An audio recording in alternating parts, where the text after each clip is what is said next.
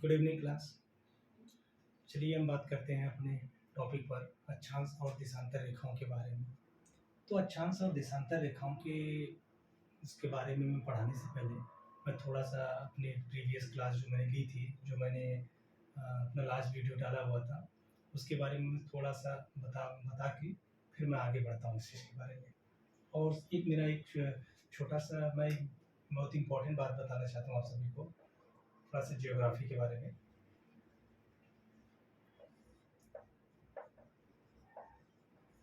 कि ये इम्पोर्टेंट क्यों है? तो ये इम्पोर्टेंट क्यों है, इस पे बताने से पहले मैं आपको थोड़ा-सा अपने पिछली वीडियो के बारे में बात करना चाहता हूँ। जब मैंने अपना पहला वीडियो अपलोड किया था, जो कि मैंने ज्योग्राफ़ी की शुरुआत करी थी उस पहले लेक्चर से, जिसमें मैंने आपको ओरिजिन ऑफ यूनिवर्स के बारे में मैंने बताया था और उसके साथ-साथ मैंने गैलेक्सियों की उत्पत्ति कैसे हुई, तारों की उत्पत्ति कैसे हुई, सौरमंडल की उत्पत्ति कैसे हुई और उसके साथ ही हमारे ग्रहों की उत्पत्ति कैसे हुई, इन सब पे मैंने बहुत अच्छी तरीके से चर्चा की थी। आप सभी ने उस लेक्चर को देखा होगा अच्छे तरीके से। तो आज उसी श्रृंखला में ये मेरी दूसरी वीडियो है। तो आज मैं जो टॉपिक पे डिस्कस करने वाला हूँ, वो अक्षांश और देशांतर रेखाओं के बारे में है। तो बस मैं थोड़ी-सी बात ये करना चाहता हूँ कि जब भी आप कभी भी जब भी आप प्रिपरेशन करने जाते हैं या आप एकदम बिल्कुल इनिशियली हैं, बिल्कुल शुरुआती मतलब कहें तो बिल्कुल एकदम अभी आपको तैयारी के बारे में कुछ भी नहीं पता है और आप मतलब किसी भी आयोग मतलब जैसे जॉब की तैयारी करने जाते हैं, तो आपको सबसे पहले ज्योग्राफी ही क्यों पढ़ना चाहिए? ऐसे आपके दिमाग में चलता है ना सबसे पहले किस सब्जेक्ट को टारगेट किया जाए और किस सब्जेक्ट को सबसे पहले पढ़ा जाए, ये आपके मन में चलता है। तो मैं आपको बता रहा हूँ ये मेरा अपना पर्सनल एक्सपीरियंस है, ऐसा बिल्कुल ज़रूरी नहीं कि आप इसी से शुरुआत करें। लेकिन ये मेरा अपना पर्सनल एक्सपीरियंस है कि जब आप ज्योग्राफी को एक मैप के थ्रू जब पढ़ाई करते हैं, तो आप कहीं न कहीं पूरे देश, विदेश, वहाँ की जितनी भी ज्योग्राफिकल रीजन होती हैं और जब आप फिज़िकल ज्योग्राफी को जब आप मैप के थ्रू जब पढ़ाई करते हैं, तो कहीं न कहीं आप वहाँ के हर एक चीज़ के बारे में जान रहे होते हैं ना, तो आपको किसी घटना जो भी इतिहास में हुई है या भविष्य में जो भी जिस प्रकार के सबमिशन होते हैं, जो एक कंट्री से दूसरे कंट्री के मध्य या किसी भी प्रकार की जो विशेष जो आप करंट अफेयर पढ़ते हैं ना, हर घटना कहीं न किसी देश से या किसी पर्टिकुलर की जगह से होती है, स्पेशल जगह से होती है, तो आपको उस जगह को या उस चीज़ को याद रखने में बहुत ही बड़ी मदद करने वाली है आपको ज्योग्राफी। अगर आपने ज्योग्राफी को बाद में पढ़ा और सबसे पहले अन्य सब्जेक्ट को आप पढ़ते हैं, लेकिन मान लीजिए आप चीज़ों को पढ़ेंगे ज़रूर, लेकिन आप उसे कहीं न कहीं बहुत लंबे समय तक याद नहीं रख पाएँगे। कारण ये है क्योंकि आप उस चीज़ के बारे में आप जानते नहीं। जैसे एक छोटा-सा बस एग्ज़ाम्पल लूँगा, जैसे आप लोग मूवी वगैरह देखते होंगे या बचपन से अभी तक देखते हैं, तो उसकी हर एक सीक्वेंस, हर एक बात जो उसमें डायलॉग्स वगैरह होते हैं, आपको बहुत अच्छे तरीके से भी लंबे समय तक याद रहता है। वो ऐसा इसलिए होता है क्योंकि आपने उन सभी घटनाओं को या उसके हर एक मूवमेंट को एक चलचित्र के माध्यम से देखा हुआ है। यही कारण है कि वो आपके दिमाग में इमेज, एक पिक्चर क्रिएट कर दी गई है और इसी वजह से आपने उस घटना को एक लंबे समय तक याद रखते हैं। आपने बचपन की भी मूवी देखी जो आपने बचपन में जो मूवी देखी होगी ना, वो भी आपको अभी तक याद होगी। कारण यही है। इसीलिए मेरा अपना पर्सनल सजेशन है कि आप जब भी किसी चीज़ की प्रिपरेशन करिएगा, तो कोशिश करिएगा कि ज्योग्राफी को सबसे पहले प्रायोरिटी दीजिएगा और इसका एग्ज़ाम में वेटेज भी ठीक-ठाक इसके क्वेश्चनों का होता है और ज्योग्राफी तो अपने आप में बेस्ट है ही है।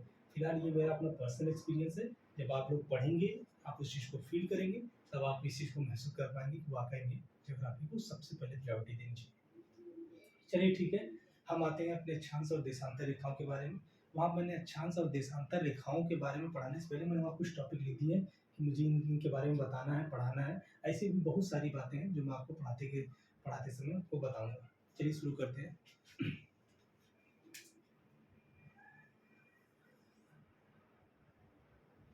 ये हमारी पृथ्वी है, जैसा मान लीजिए ये हमारी पृथ्वी है।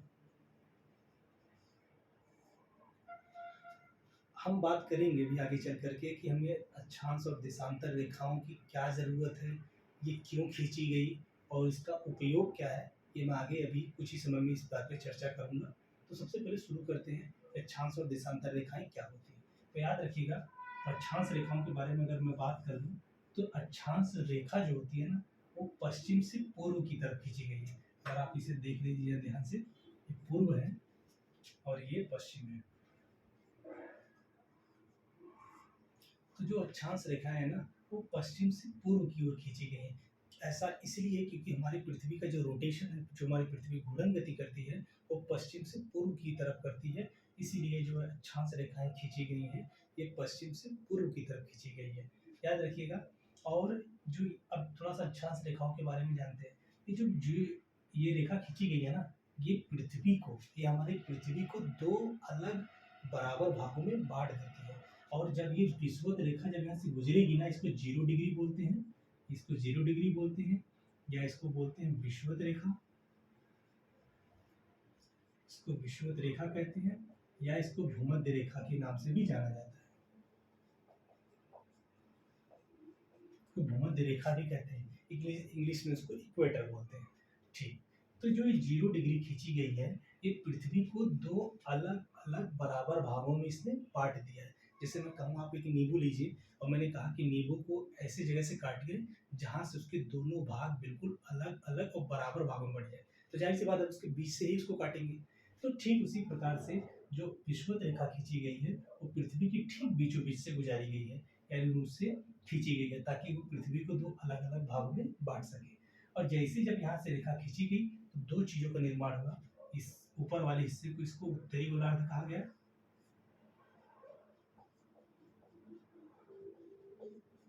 और ठीक विषुवत रेखा के ठीक नीचे वाले हिस्से को हम क्या कहते हैं, दक्षिणी गोलार्ध कहते हैं, इसको दक्षिणी गोलार्ध के नाम से जानते हैं। ठीक है, तो अभी मैंने क्या बताया, मैंने बताया कि पृथ्वी को दो अलग अलग बराबर भागों में बांटने वाली रेखा जो कि विषुवत रेखा कहलाती है। विषुवत रेखा पश्चिम से पूर्व की ओर खींची गई है, और इसकी खींचने से इसके ऊपरी वाले भाग को उत्तरी गोलार्ध के नाम से जानते हैं, और इसके निचले वाले भाग को दक्षिणी गोलार्ध के नाम से जानते हैं। ठीक है, अब इसके बारे में थोड़ा सा और आगे बढ़ते हैं। तो जो हम बात करें हैं विषुवत रेखा, इसे 0 डिग्री बोलते हैं। विषुवत रेखा से ये ध्रुव तक, याद रखिएगा, यहाँ पे आपका नॉर्थ पोल है,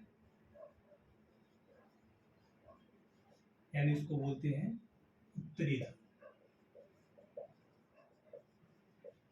और इस वाले पॉइंट को बोलते हैं दक्षिणी ध्रुव। ओके, तो ये मैंने बना दिया आपका नॉर्थ पोल और साउथ पोल। याद रखिए, पृथ्वी के केंद्र से, पृथ्वी के केंद्र से यहाँ से आप, जैसे मैं बता रहा हूँ आपको कि यहाँ पे जैसे मान लीजिए पृथ्वी के केंद्र है, और आप यहाँ से मान लीजिए किसी किसी थीटा पे आपने मान लीजिए थीटा या 1 डिग्री पे आपने मान लिया, तो जब आप यहाँ मानेंगे तो याद रखिए इसके केंद्र से एक जो माप ली गई, कोणीय माप ली गई है, और इस ठीक उसी से इसको यहाँ से जब मिला देंगे इस रेखा पॉइंट को, तो ध्यान से देखिएगा, इस चीज़ को जब आप यहाँ से मिलाएंगे तो कहीं ना कहीं एक रेखा का निर्माण कर रही है। उसी प्रकार से आप दूसरा एंगल बनाएंगे यहाँ पे, फिर यहाँ से आप रेखा को इससे मिलाएंगे, ठीक देख रहे हैं आप। उसके बाद आप यहाँ पे मिलाएंगे तो आपकी तीसरी रेखा बन जाएगी। ठीक ऐसे करते करते करते करते आप यहाँ तक 90 डिग्री तक जाएंगे। जैसे मैं यहाँ पे आपको समझाने का प्रयास करूंगा। जैसे यहाँ पे देखिएगा जरा, मैंने यहाँ पे लिया 1 डिग्री, फिर यहाँ पे 2 डिग्री, 3 डिग्री, 4 डिग्री, ऐसे करते करते हम एक समय तक ऐसे आएंगे जब ये पूरा 90 डिग्री पहुँच जाएगा। और यहाँ तक जो पूरा हो जाएगा, ध्यान से देखेंगे तो पूरी टोटल कितनी लाइन खींची जा चुकी, 90 डिग्री अक्षांश रेखाएं खींची गई हैं इसी के माध्यम से। ओके, आई होप समझे होंगे। अब इस पर क्या क्या पॉइंट है उसके बारे में डिस्कस कर लेते हैं। सबसे पहले मैंने क्या बताया, यहाँ पॉइंट वाइज भी बात कर लेते हैं। सबसे पहले मैंने बताया कि पृथ्वी को दो अलग अलग बराबर बराबर भागों में बांटने वाली रेखा विषुवत रेखा, जिसको 0 डिग्री कहते हैं, जिसको भूमध्य रेखा भी कहते हैं, और ये पश्चिम से पूर्व की ओर खींची गई है। वो ऐसा इसलिए क्योंकि पृथ्वी की जो घूर्णन गति है वो पश्चिम से पूर्व की तरफ है। ओके, फिर मैंने आपको बताया कि विषुवत रेखा खींचने के तत्पश्चात ऊपर वाले हिस्से को उत्तरी गोलार्ध, नीचे वाले हिस्से को दक्षिणी गोलार्ध कहा जाता है। ठीक, और मैंने ये बताया कि विषुवत रेखा से ध्रुवों तक टोटल कितनी रेखा खींची गई है, 90 डिग्री उत्तरी गोलार्ध में। याद रखिएगा, विषुवत रेखा से उत्तरी गोलार्ध में 90 डिग्री अक्षांश रेखा खींची गई है। दूसरा पॉइंट, दक्षिणी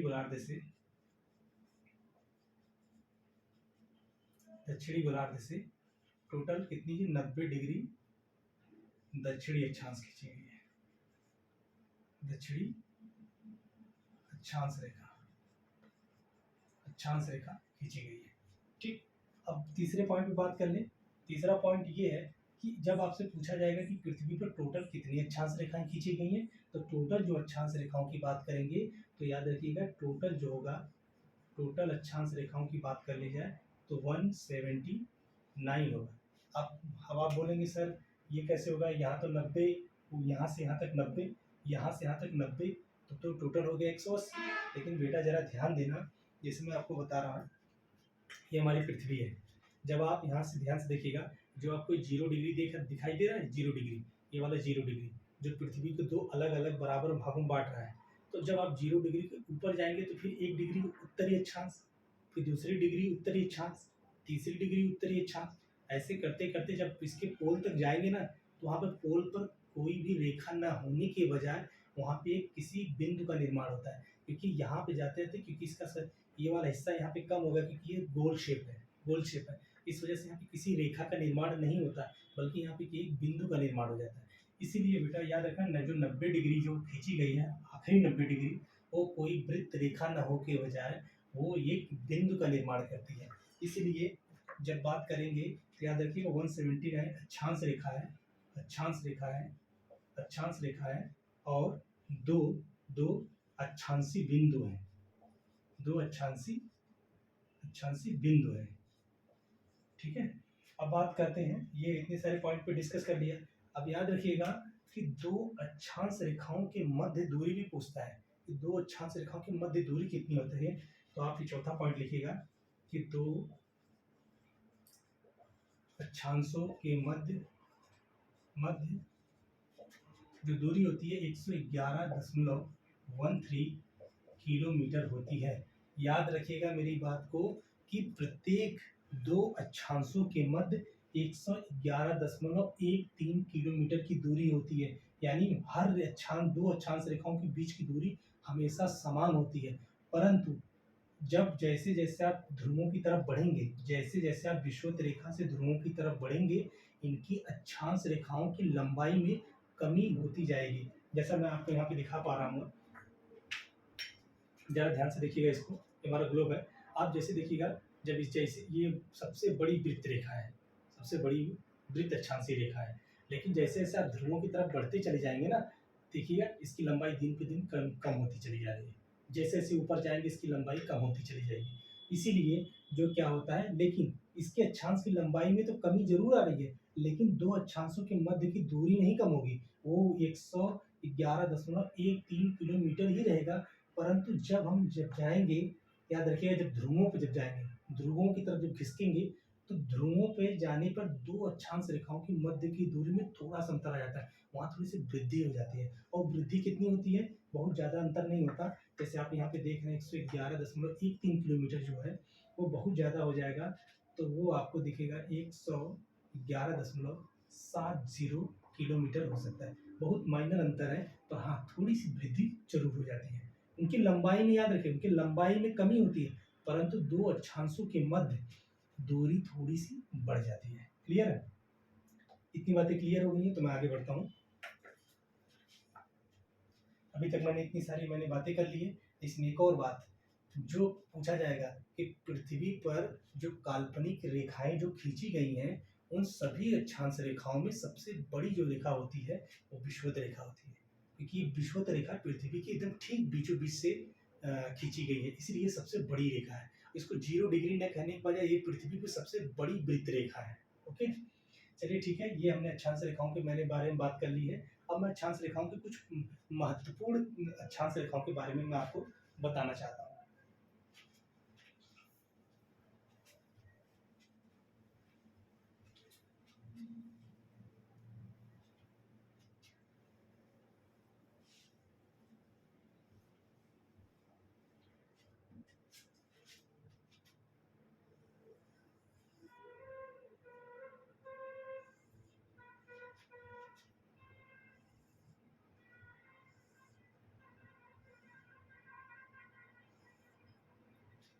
जैसा कि मैंने आपको बताया, ये क्या है, 0 डिग्री, या इसको बोलते हैं विषुवत रेखा, इसको बोलते हैं 23.5 डिग्री, इसको बोलते हैं मकर रेखा, मकर रेखा इसको कहते हैं, इसको 23.5 डिग्री कर्क रेखा के नाम से जानते हैं, कर्क रेखा के नाम से जानते हैं। और ये आपका 66.5 डिग्री, 66.5 डिग्री अंटार्कटिक, अंटार्कटिक वृत्त है। और ये आपका दक्षिणी ध्रुव है। और ठीक उसी प्रकार ये 66.5 डिग्री आपका आर्कटिक वृत्त है। याद रखिएगा, ये जो 5 आपको इम्पोर्टेंट अक्षांश रेखाएं दिखाई दे रही हैं, ये बहुत ज़्यादा अपने आप में इम्पोर्टेंट है, क्योंकि जो हम किसी भी जब जैसे ताप को इसको दर्शाने के लिए ऐसा किया जाता है, याद रखिएगा कि अभी इनका अपने आप में एक विशेष रोल है, यानी विशेष अपने आप में एक बड़ी बहुत अच्छी और बहुत विशेष किस्म की विशेषताएं। तो मैं इनके बारे में थोड़ा सा बात कर लेता हूँ आप सभी से। तो चलिए शुरू करते हैं। ये है 0 डिग्री। 0 डिग्री क्या है? मैंने पहले बताया आपको कि 0 डिग्री पश्चिम से पूर्व की तरफ खींची गई, जो पृथ्वी को 2 अलग-अलग बराबर भागों में बाँटती है। और पृथ्वी के केंद्र से, यानी जो विषुवत रेखा है, यहाँ से उत्तरी ध्रुव तक 90 डिग्री अक्षांश रेखा खींची गई है, और विषुवत रेखा से ठीक दक्षिण में, यानी दक्षिणी ध्रुव तक 90 अक्षांश रेखा खींची गई है। और उन्हीं अक्षांश रेखाओं से मैंने 23.5 डिग्री जो कि मकर रेखा बना है, जिसको इंग्लिश में बोलते हैं ट्रॉपिक ऑफ कैप्रिकॉर्न बोलते हैं। 23.5 डिग्री जो कर्क रेखा, इसको ट्रॉपिक ऑफ कैंसर बोलते हैं। ठीक है, तो एक्चुअली में ज़रा ध्यान दीजिएगा, ये इतने इंपॉर्टेंट है। अगर मैं इनके बारे में अगर थोड़ा सा मैं बात कर लूँ यहाँ से, तो याद रखिएगा, ये जो ये वाला क्षेत्र होता है ना बेटा, ये वाला जो क्षेत्र होता है, ये क्षेत्र, इस क्षेत्र को बोला जाता है उष्णकटिबंधीय क्षेत्र कहा जाता है।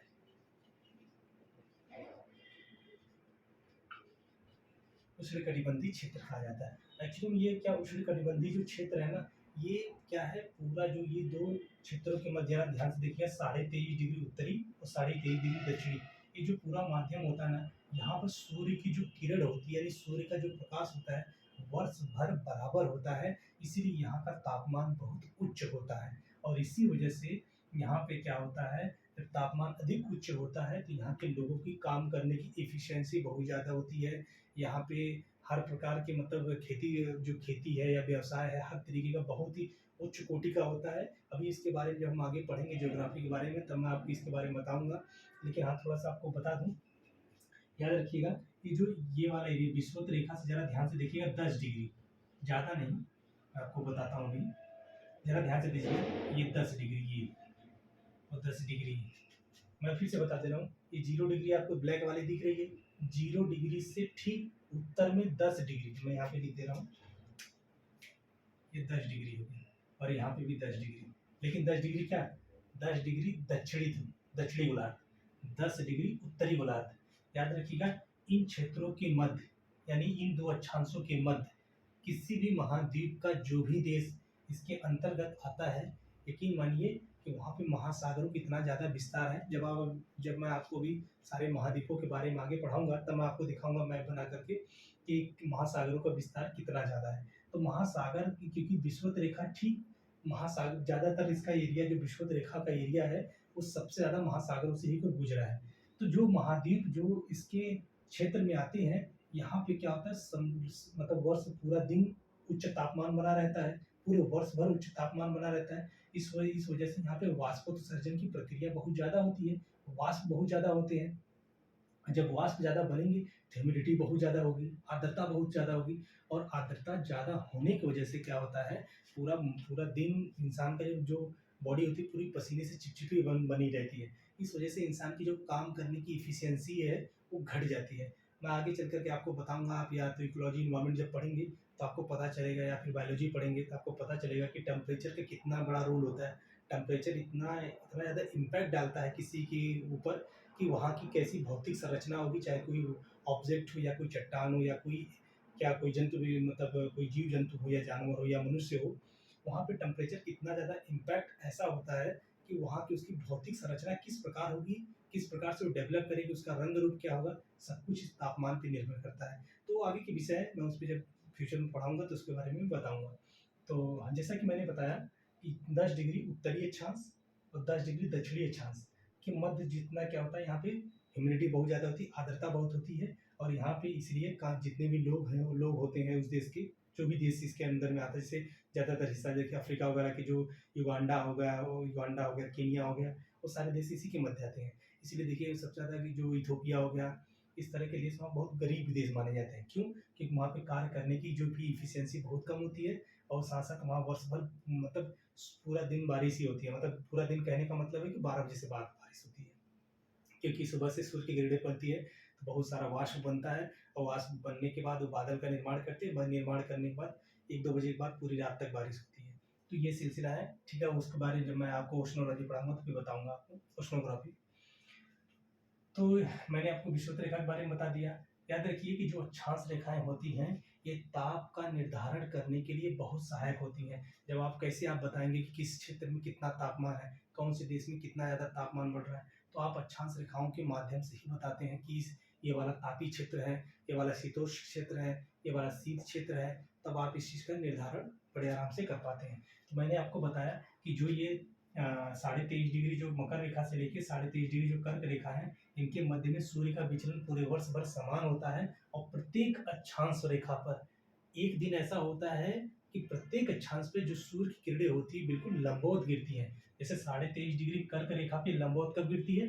21 जून को। याद रखिएगा, 21 जून को सूर्य की किरणें कर्क रेखा पे बिल्कुल लंबवत चमकती है। इसीलिए वर्ष का जो 21 जून जो होता है, वर्ष का सबसे बड़ा दिन और सबसे गर्म दिन माना गया है। अब देखिएगा, अभी उसके बारे में जब मैं पृथ्वी गतियाँ पढ़ाऊँगा, तो उसके बारे में मैं अच्छे तरीके से आपको बताऊँगा। तो ये वाला जो क्षेत्र है ना, ये पूरा तापी क्षेत्र है, गर्म क्षेत्र है, इसलिए इसको उष्णकटिबंधीय क्षेत्र के नाम से जानते हैं। अब याद रखिएगा, ठीक याद रखिए, 0 डिग्री से मैं बात कर रहा हूँ, यहाँ 23.5 डिग्री है। 23.5 डिग्री के ऊपर जब जाएँगे, तो मैं यहाँ पे आपको बस समझा देता हूँ। 30 डिग्री उत्तरी गोलार्ध से लेकर 60 डिग्री उत्तरी गोलार्ध के मध्य को क्या कहा जाता है? उस मध्य को कहा जाता है शीतोष्ण कटिबंध का क्षेत्र कहा जाता है। शीतोष्ण कटिबंध क्षेत्र, ये वाला पूरा एरिया शीतोष्ण। और ठीक उसी प्रकार दक्षिणी गोलार्ध में जब आएंगे, 30 डिग्री से लेके 60 डिग्री के मध्य में, इसको भी शीतोष्ण कटिबंधीय क्षेत्र कहते हैं। याद रखिएगा, जो ये तापी क्षेत्र है, उष्ण कटिबंधीय क्षेत्र है, यहाँ पे जब ठंड भी आती है ना, तब भी इसका तापमान लगभग न के बराबर कम होता है। यहाँ तापमान बना ही रहता है, मतलब इतनी कठोर सर्दी नहीं पड़ पाती। लेकिन यहाँ पे थोड़ी कठोर सर्दी पड़ती है, इनकी अपेक्षा यहाँ पे थोड़ी कठोर सर्दी पड़ती है, शीत पड़ती है। कारण ये है क्योंकि सूर्य की किरणें, याद रखिएगा, सूर्य की किरणें 23.5 डिग्री के बाद यानी 30 डिग्री तक जाते थे। एक भी अक्षांश रेखा ऐसी नहीं है जहाँ पे सूर्य की किरणें उसके लंबवत चमके, क्योंकि लंबवत केवल इन्हीं के मध्य चमकती है। इसके ऊपर कभी कोई ऐसी अक्षांश रेखा नहीं है जो उसके लंबवत जाकर चमके। क्लियर? तो मैं, जैसे आपने समझ लिया शीतोष्ण क्षेत्र, और इसी की याद रखिएगा, जब ये शीतोष्ण 66.5 डिग्री के बाद जब यहाँ पे जब जाएंगे, तो आपको ये मिलेगा एरिया, आपको शीत क्षेत्र मिलेगा। शीत क्षेत्र,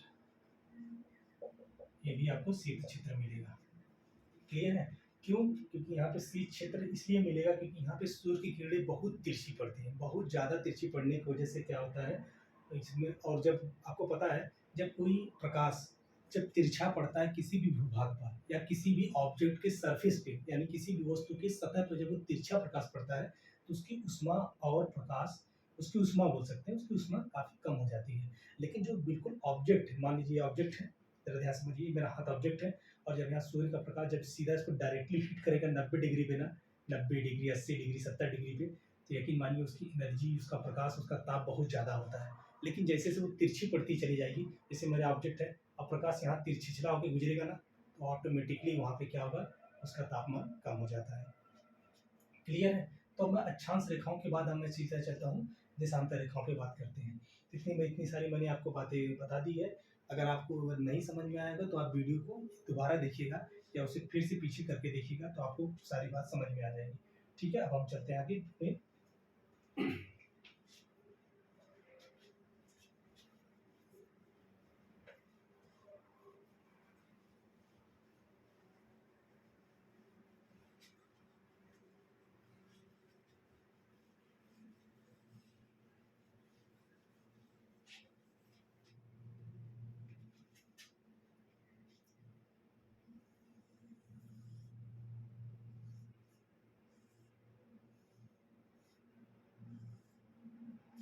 जैसा कि अभी मैंने आपको बता चुका हूँ कि अक्षांश रेखाएँ क्या होती हैं। अब उन्हीं अक्षांश के रिगार्डिंग अब हम देखेंगे कि देशांतर रेखाएँ क्या होती हैं।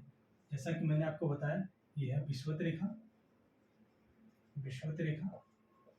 ठीक उसी प्रकार से अब हम यहाँ पे खींचेंगे,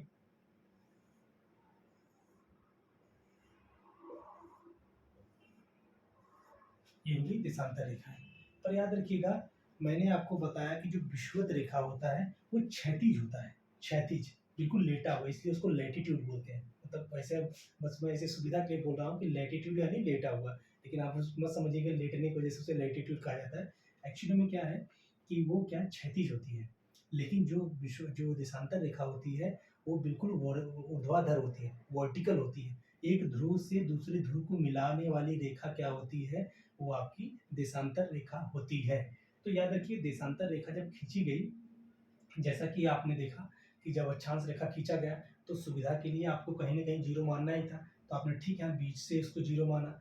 उसी प्रकार से जब आपने देशांतर रेखा हम लोगों ने जब बनाई, जो हमारे जितने भी साइंटिस्ट वगैरह थे और जो खगोल शास्त्री थे, जब उन्होंने जब देशांतर रेखाओं को जब जीरो मानने की कोशिश करी, तो ये थोड़ा-सी विवाद, मतलब एक बहस सी हुई कि जीरो कहाँ माना जाए। जैसा कि आप जानते हैं, ये सब याद रखिएगा, ये सारी जो चीज़ें हुई है ना, 1884 के पहले की बात है। 1884 के पहले ऐसा कुछ भी नहीं था, सबके सारे कैलेंडर वगैरह सब समान थे। अभी मैं बताऊँगा समय आगे पीछे कैसे होता है, बिल्कुल अभी वक़्त आ गया है, मैं अभी बताता हूँ समय आगे पीछे कैसे होता है। तो 1884 में ये याद रखिएगा, ये बनाया गया, और उस वक़्त 1884 के समय अगर आपने इतिहास पढ़ा होगा तो आपको पता होगा कि ब्रिटेन ने विश्व के बहुत सारे देशों को गुलाम बना के रखा हुआ था। तो कहीं न कहीं वो अपने आप में एक चौधरी था। वो चौधरी था, इसलिए वो चाहता था, मतलब वो देश अगर देखा जाए तो, जैसे अमेरिका भी अपने आप को चौधरी बनता है, रशिया भी इस वक्त चौधरी बना हुआ है। अब चलो वो अलग बात है, मैं उसके बारे में फिर कभी चर्चा करूँगा। बस बताना ही चाहता हूँ कि जिस देश का ज़्यादा प्रभुत्व होता है, जो ज़्यादा प्रभावशाली होता है, वो कोशिश करता है कि जो भी चीज़ें बनाई जा रही है या कोई चीज़ का निर्माण हो रहा है, तो कोशिश करता है कि वो मेरे नाम से हो, ताकि वो एक अपने आप को प्रभाव दर्शाने की कोशिश करता है। जैसे अभी अपने लोग कोई दुकान खोलते हैं या कोई चीज़ अपना करते हैं, तो अपने किसी का, अपने सबसे चहेते लोगों का उस दुकान का या उस चीज़ का अपने नाम से जोड़ करके रखते हैं ना। उसी प्रकार से ब्रिटेन ने कोशिश करी कि जो 0 डिग्री देशांतर रेखा है, वो बिल्कुल हमारे देश से होकर जानी चाहिए। तो याद रखिए, वहीं पे याद है ग्रीनविच लंदन में एक वेधशाला है, तो याद रखिएगा 0 डिग्री, और इस 0 डिग्री को क्या बुलाते हैं, ग्रीनविच लंदन, ग्रीनविच लंदन। और इस 0 डिग्री को याद रखते हैं प्रधान याम्योत्तर रेखा भी कहते हैं, प्रधान याम्योत्तर देशांतर भी कहते हैं, देशांतर भी कहते हैं, ये 0 डिग्री यहाँ से। और जैसे मैंने आपको बताया कि जब अक्षांश रेखा जब पश्चिम से पूर्व की तरफ खींची गई थी, तो याद रखिए इसने दो चीज़ का निर्माण किया था, एक नीचे वाला हिस्सा दक्षिणी गोलार्ध, ऊपर वाला हिस्सा उत्तरी गोलार्ध। जब इस 0 डिग्री जब देशांतर रेखा बनी, तो इधर का हिस्सा जो बना वो पूर्व कहलाया, और इधर का हिस्सा क्या हुआ, पश्चिम कहलाया। क्लियर है, इधर पूर्व इधर पश्चिम, ऊपर उत्तरी नीचे दक्षिणी। तो ये होगा देशांतर रेखाओं के बारे में। अब देशांतर रेखाओं के बारे में जरा क्या क्या खास बात है, जरा उसके बारे में जान लेते हैं। सबसे पहला पॉइंट है कि देशांतर रेखा क्या है, ध्रुवों से ध्रुवों को मिलाने वाली रेखा है। क्या है, ध्रुवों से ध्रुवों को मिलाने वाली एक ऊर्ध्वाधर रेखा है। देशांतर रेखा क्या है, ध्रुवों से ध्रुवों तक ऊर्ध्वाधर मिलाने वाली रेखा है। क्लियर। दूसरा पॉइंट ये है कि बिल्कुल सीधी है, मतलब इनकी अगर बात में, इनकी लंबाई में कोई कमी नहीं है, मतलब ये बिल्कुल समान रेखाएं हैं, समान रेखाएं हैं। मैंने आपको बताया था कि जब अक्षांश रेखाएं जब खींची गई, तो याद रखिएगा, जैसे मैंने आपको बताया था, अक्षांश रेखाएं जो हैं विषुवत रेखा से जब ऊपर की तरफ खींची गई, ध्यान से जरा देखिएगा, आप इसको अपने घर पे भी एक्सपेरिमेंट करिएगा, जनरल चीज़ें समझने वाली है, आप समझ सकते हैं, इसमें कोई रॉकेट साइंस नहीं है। जब आप जैसे विषुवत रेखा से ऊपर बढ़ते चले जाएंगे, जब अक्षांश रेखाओं को देखेंगे, इसकी अक्षांश रेखाओं की लंबाई में, इसकी जो ये लंबाई है ना, इसमें देखो कमी आती चली जा रही है, कमी आती चली जा रही है। लेकिन यहाँ पे ऐसा नहीं है, यहाँ पे इसकी दोनों लंबाई, याद रखना, इन सभी की लंबाई बिल्कुल बराबर है। मैं एक डायग्राम आपको यहाँ बना के छोटा सा दिखा दे रहा हूँ, ज़रा ध्यान से देखिएगा। ये एक्चुअली में बिल्कुल ऐसा है, ऐसा दिखता है सामने से, बिल्कुल ऐसे। अब आपको लग रहा होगा कि ये लंबाई तो बिल्कुल इसकी कंपेयर में छोटी चली जा रही है, ऐसा नहीं है। ये एक्चुअली में इसका शेप सर्कुलर गोल होने के कारण आपको ऐसा लग रहा है, लेकिन आप इसको अगर छिपा देंगे ना, आप प्रत्येक लाइन को जब भी इसको छिपा के देखेंगे, प्रत्येक लाइन एक सीधी रेखा है, बिल्कुल सीधी वर्टिकल लाइन है, और एक ध्रुव से ध्रुव को मिलाने वाली है, बिल्कुल सीधी रेखा है। पर हाँ, अंतर है दोनों रेखाओं के मध्य। अंतर क्या है? मैंने आपको बताया था कि अक्षांश रेखाएं जब विषुवत रेखा से ध्रुवों की तरफ जैसे जैसे बढ़ती चले जाएंगे, तो अक्षांश रेखाओं के मध्य, जो अक्षांश रेखाओं की जो लंबाई में है, कमी आ जाती है, और साथ साथ ध्रुवों पर जाने पर उनकी लंबाई, उनके दो अक्षांशों के मध्य की जो दूरी है, थोड़ी सी बढ़ जाती है यहाँ पे ध्रुवों की तरफ। क्यों? क्योंकि पृथ्वी चपटी है ध्रुवों पे, और चपटी होने के कारण ऐसा इसलिए है, दोनों ध्रुवों के मध्य की दूरी थोड़ी सी बढ़ गई है। मैंने बताया था सामान्यतः जो दो अक्षांशों के मध्य की जो दूरी होती है वो 111.13 किलोमीटर होती है, लेकिन जब ध्रुवों पर जब आप जाएंगे तो दो अक्षांशों के मध्य की दूरी 111.70 किलोमीटर के आसपास हो जाती है। बहुत ज़्यादा अंतर नहीं आता, पर हाँ थोड़ा सा अंतर आ जाता है। लेकिन अगर विश्व देशांतर रेखाओं के बारे में बात करेंगे, तो जो जो देशांतर रेखा होती हैं, उनकी जो जो ये रेखा होती है ना, बिल्कुल समान होती है। इनकी लंबाई में कोई कमी नहीं है, लेकिन याद रखना इनकी लंबाई बिल्कुल समान है। बिल्कुल अगर देखा जाए तो लंबाई बिल्कुल ऐसी समान है, कोई घट नहीं है। लेकिन हाँ, इनके मध्य की दूरी, इन दो देशांतरों की जो जो बीच की दूरी होती है ना, वो विषुवत रेखा पर आपको सर्वाधिक देखने को मिलेगी। और ये जो दूरी होती है ना, 111.32 किलोमीटर होती है।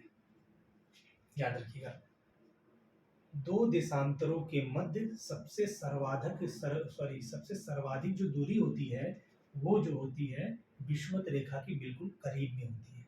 क्लियर है आप सभी को? तो ठीक है, पहला पॉइंट हमने बताया कि ध्रुवों से ध्रुवों तक मिलाने वाली ऊर्ध्वाधर रेखा होती है। दूसरा मैंने पॉइंट बताया, ये बिल्कुल समानांतर होती हैं, बिल्कुल समान रेखा होती हैं, इनकी लंबाई में कहीं कमी नहीं है, इनकी लंबाई बिल्कुल समान है।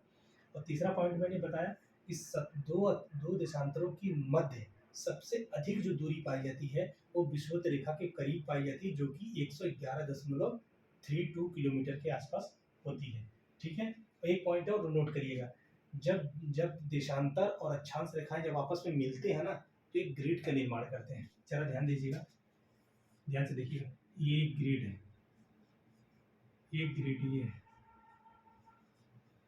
ऐसे पूरी पृथ्वी में ग्रिड का निर्माण हुआ है। तो क्लियर आप सभी को? ये रही, हमने देशांतर रेखा के बारे में बता दिया। लेकिन आप लोगों ने जानने की कोशिश करी है कि इन दोनों, अच्छा ठीक हमने बता दिया, मास्टर ने पढ़ा दिया, ध्रुव अक्षांश रेखा पढ़ा दी मास्टर ने देशांतर रेखा पढ़ा दिया, लेकिन इसका उपयोग कहाँ पे है? तो बेटा इसका उपयोग अब मैं आपको बताने जा रहा हूँ, थोड़ा समय के बारे में बताऊंगा अब इसके बारे में कि इसका यूजेस कहाँ है। देखो, जो आप जीपीएस सिस्टम इस्तेमाल करते हैं ना बेटा, वो जीपीएस सिस्टम इन्हीं के माध्यम से इस्तेमाल किया जाता है। इनके ही प्रयोग पर जो जो जीपीएस जैसी जो टेक्नोलॉजी आई है ना, आपने सुना होगा कि टारगेट मिसाइल के बारे में आपने सुना होगा। टारगेट मिसाइल भी बिल्कुल इसी मेथड पे काम करती है। जैसे मैं आपको समझाने की कोशिश करता हूँ। मान लीजिए मैंने आपको बताया, एक नया डायग्राम आपको बना के दिखाता हूँ, फिर आप समझेंगे।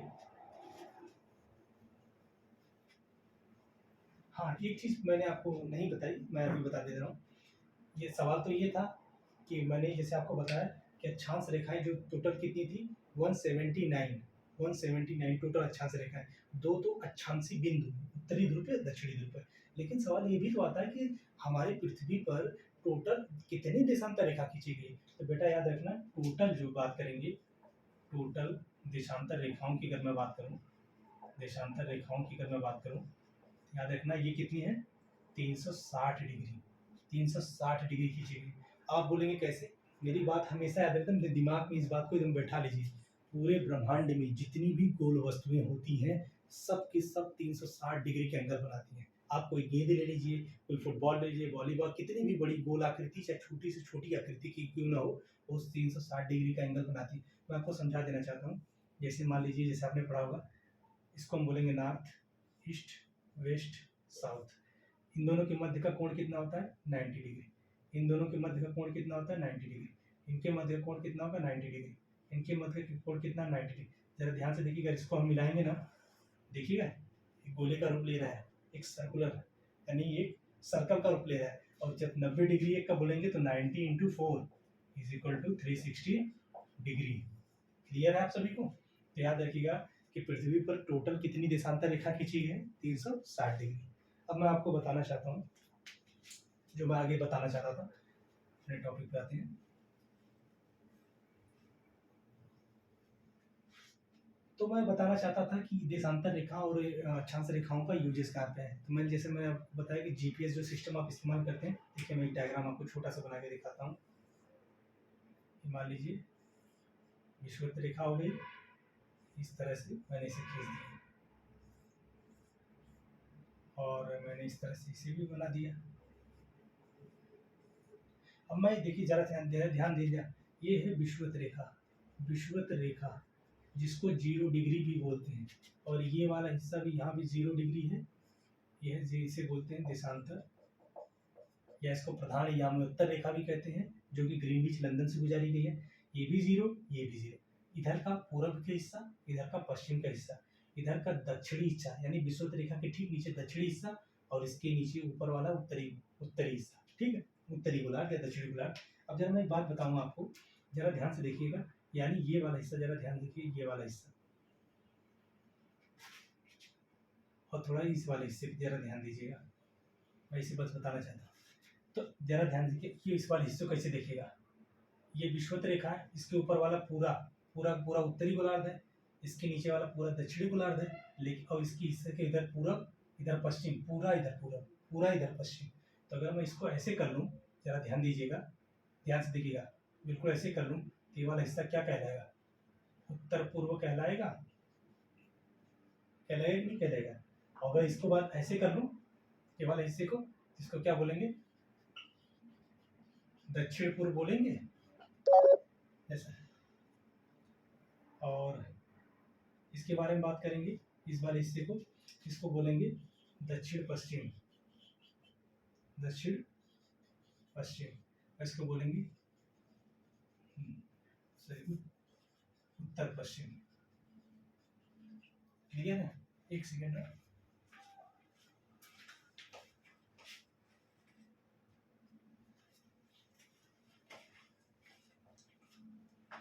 कोई इशू नहीं है, ठीक है।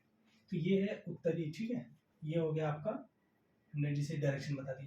अब जरा याद रखिएगा, मैंने कहा कि चलो मैं यहाँ पे खड़ा हूँ, मैंने कहा एक डायग्राम इसको देखिएगा, अब मैं यहाँ जरा इसको बता, आपने उस चीज़ को डायरेक्शन को पूरा समझ लिया है, तो मैं यहाँ पे एक बताना चाहता हूँ। जैसे यहाँ पे ऐसे है, ये आपका 0 डिग्री है, इसके ऊपर उत्तरी गोलार्ध, इसके नीचे दक्षिणी गोलार्ध, और यहाँ पे अगर ये 0 डिग्री है तो इसकी इधर पूर्व, इधर पश्चिम।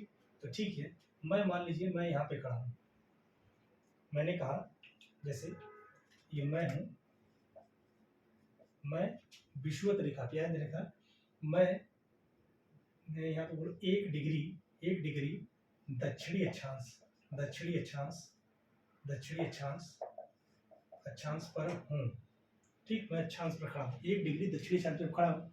और एक मेरा मित्र है जो कि वो यहाँ मान लीजिए, ये मान लीजिए यहाँ पे 2 डिग्री है, मैंने कहा 2 डिग्री, मैंने कहा मेरा जो मित्र है वो 2 डिग्री उत्तरी अक्षांश पर खड़ा है, उत्तरी अक्षांश पर खड़ा है। तो मैंने पूछा कि मेरी स्थिति क्या है, उसकी स्थिति क्या है। तो मैंने अपनी स्थिति बताई कि मेरी जो स्थिति है वो 1 डिग्री दक्षिणी अक्षांश पर है, और इसकी, मेरे मित्र की 1 डिग्री उत्तरी अक्षांश है। लेकिन जब दिशाओं के बारे में, अभी तो केवल उत्तर दक्षिण पता है, लेकिन अभी हमें पूर्व पश्चिम तो पता ही नहीं है। तो हम जरा ध्यान से अगर यहाँ बात करेंगे तो जरा ध्यान से देखना, हम 1 डिग्री, ये वाला हिस्सा जो है ना, इसकी इधर का पूरा पूर्व था, ये वाला हिस्सा पूरा पूरब था, इधर का पूरा पश्चिम था। याद रखो, ग्रीनविच लंदन से जो गुजारी गई ये रेखा है, जिसको 0 डिग्री देशांतर रेखा कहते हैं, जिसको प्रधान याम्योत्तर भी कहते हैं, मैं उसकी बात कर रहा हूँ। इधर का हिस्सा पूरब है, तो याद रखना मेरा मित्र जो रहता है वो 2 डिग्री उत्तर पूर्वी गोलार्ध का मतलब उत्तर पूर्वी गोलार्ध में रहता है, और मैं कहाँ रहता हूँ? 1 डिग्री दक्षिण पूर्वी गोलार्ध में रहता हूँ। लेकिन अब इसी चीज़ को थोड़ा सा मैं चेंज करूँ, तो मैं इसको बता देना चाहता हूँ आपको, मैं थोड़ा सा इसको चेंज करना चाहूँगा। अगर मैं यहाँ पे कहूँ, अब मैं चारों दिशाओं को लेकर के बात करूँगा। मान लीजिए ये, ध्यान दें, ये 0 डिग्री है, इधर का हिस्सा पूरा पूरब, इधर पूरा पश्चिम, इधर पूरा दक्षिण, इधर पूरा उत्तर। मैंने कहा कि चलो ठीक है, कोई इशू नहीं है, मैं यहाँ पे हूँ, यहाँ पे मैं हूँ। मैंने कहा 2 डिग्री मैं दक्षिणी अक्षांश पर खड़ा हूँ और मेरा मित्र जो है वो यहाँ पे है, यहाँ पे, यहाँ से मान लो कोई अक्षांश रेखा ऐसे गुजरी है। वो मेरा मित्र क्या है, मैं यहाँ पर लिखता हूँ, यानी मैं 2 डिग्री दक्षिणी अक्षांश पर हूँ और मेरा मित्र 2 डिग्री उत्तरी अक्षांश पर है। लेकिन कहाँ पे जरा ध्यान देना, ये वाला जो मैंने 0 डिग्री माना है, जरा इसको ध्यान दो, ये यहाँ से 0 डिग्री, याद रखना ये जो 0 डिग्री है ना, इसके ठीक जैसे ये 0 डिग्री था, इसके ऊपर बढ़ेंगे 1 डिग्री 2 डिग्री 3 डिग्री जाएंगे, इसके भी नीचे आएंगे 1 डिग्री 2 डिग्री 3 डिग्री। ठीक उसी प्रकार से जो 0 डिग्री हमने मानी है देशांतर को, इधर जब जाएंगे तो भी 1 डिग्री पश्चिम, 1 डिग्री 2 डिग्री पश्चिम, 3 डिग्री पश्चिम, 4 डिग्री, ऐसे करते करते कितने जाएंगे, 180 डिग्री तक जाएंगे। ठीक है, 180 डिग्री तक। और ठीक उसी प्रकार से इधर से जब जाएंगे तो कितना जाएगा, 180 डिग्री। जब दोनों को मल्टीप्लाई करेंगे तो 180 गुणे 2 करेंगे तो कितना हो जाएगा, 360 डिग्री। अभी मैं बताऊंगा जो 180 जो डिग्री जो देशांतर रेखा होती है उसको अंतरराष्ट्रीय समय रेखा भी कहते हैं। अभी मैं बताऊंगा स्थानीय समय क्या होता है, स्टैंडर्ड टाइम जोन क्या होता है। अभी जस्ट वेट करिए, बस मैं आ ही रहा हूँ उस पर। तो आप समझ गए। तो इस चीज़ को दर्शाने के लिए हम क्या बोलेंगे कि जो मेरा मित्र है, ये जो मेरा मित्र खड़ा है यहाँ पे, इसको हम कहेंगे 2 डिग्री उत्तर पश्चिमी उत्तरी गोलार्ध में है। क्या है, मेरा मित्र 2 डिग्री उत्तर पश्चिमी गोलार्ध में है और मैं कहाँ हूँ, 2 डिग्री, याद रखिए 0 डिग्री है, मैं यहाँ पे हूँ 2 डिग्री, और याद रखिए ये वाला हिस्सा पूरा पूरब है, तो मैं यहाँ से 2 डिग्री खड़ा हूँ। कहीं किधर, इधर मैं दक्षिण पूर्व में खड़ा हूँ, इसको मैं बोलूँगा मैं 2 डिग्री दक्षिण पूर्वी गोलार्ध में रहता हूँ। मेरा मित्र कहाँ रहता है, 2 डिग्री उत्तर पश्चिमी गोलार्ध में रहता है। क्लियर हो गया आपको। अब आपको समझ में आ गया होगा कि उत्तरीय मतलब अक्षांश और देशांतर रेखाओं का उपयोग कहाँ पे होता है। इसी प्रकार से हम प्रत्येक इंसान की दूरी, उसकी स्थिति, उसकी दिशा, वो किस गोलार्ध में है, ये सब कुछ पता कर सकते हैं इन्हीं के माध्यम से। और इसे आप, आई होप आप सबको अच्छे तरीके से समझ में आ गया होगा कि अक्षांश और देशांतर रेखाएं क्या होती हैं। अब थोड़ा सा हम मानक समय रेखा पे आते हैं, लेकिन मानक समय रेखा आने पर बस एक छोटी सी बता दूंगा। बाकी मैं मानक समय रेखा जो भी स्टैंडर्ड टाइम है, टाइम जोन है, उस पर मैं अगले लेक्चर में मैं उस पर चर्चा करूंगा। बस मैं थोड़ा सा आपको बता देना चाहता हूँ।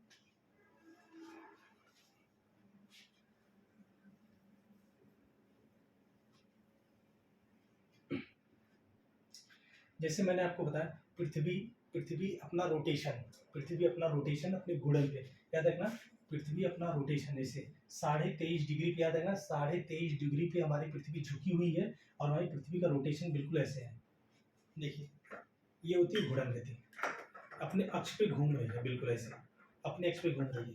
तो अपने अक्ष पे घूमने के लिए मतलब एक पूरा 24 घंटा लगता है ना, दिन रात में। जैसे अभी रात हो गई है, कल सवेरा होगा, फिर कल शाम होगी, तो जैसे अभी से जोड़ेंगे तो जैसे मेरी रात घटी, फिर सुबह हुआ, फिर शाम हुई, तो जब कल शाम आएगा तो पूरा कितना हो गया, 24 घंटे हुआ ना।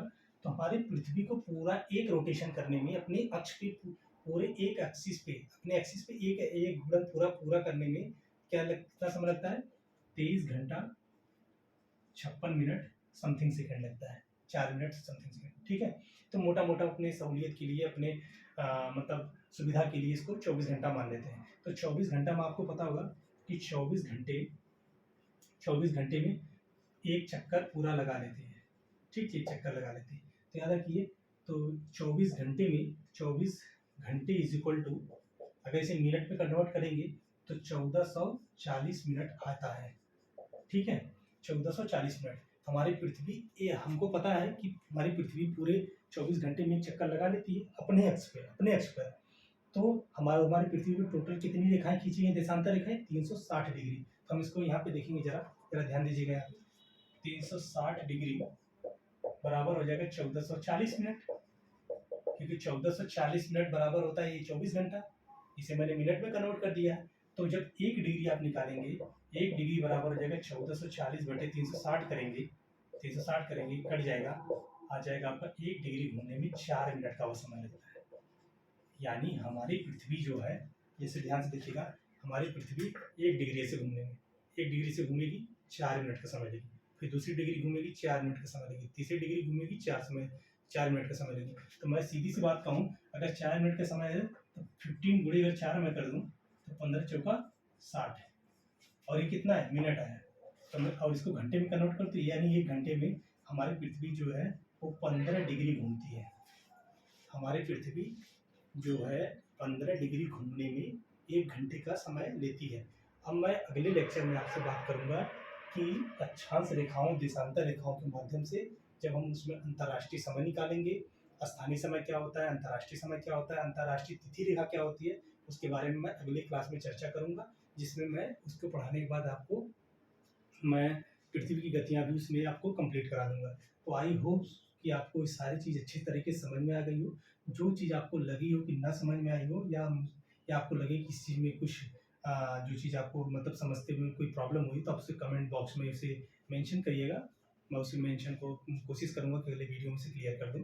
जो भी आपको अगर कुछ लगा हो कि समझने में कुछ अटपटा सा, या फिर लगा हो कि थोड़ा टफ था, हालाँकि मैंने कोशिश करी है कि मैंने हर चीज़ को बहुत सिंप्लीफाई करके बताया हुआ है। तो आप अक्षांश और देशांतर रेखा को बहुत अच्छे तरीके से समझिएगा। तो इसमें कुछ ज़्यादा नहीं, हाँ थोड़ा कॉन्सेप्चुअल जरूर है, लेकिन आप उसको मैप के थ्रू जिस तरह मैंने पढ़ाया है आप उसको पढ़िएगा, तो आपके जितने भी कॉन्सेप्ट थे वो बिल्कुल क्लियर हो जाएंगे, और जो कहीं भी आपको जो असुविधा हो रही थी समझने में वो भी आपकी ख़त्म हो गई होगी, आई होप। तो आप ज़रा देखिएगा इस चीज़ को, ठीक है। तो बाकी की चीज़ें हम अपने अगले लेक्चर में बात करेंगे, ठीक है। बाकी के लिए थैंक यू।